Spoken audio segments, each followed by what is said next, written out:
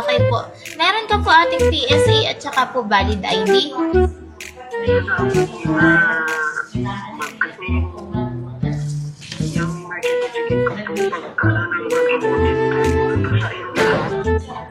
So, wala ka po kahit anong valid ID din, ate?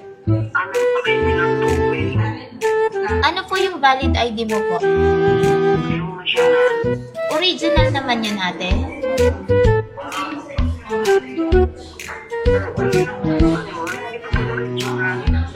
Sige po.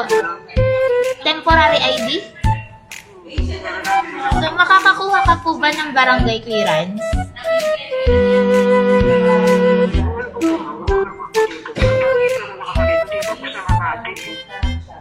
Sa Makati ka.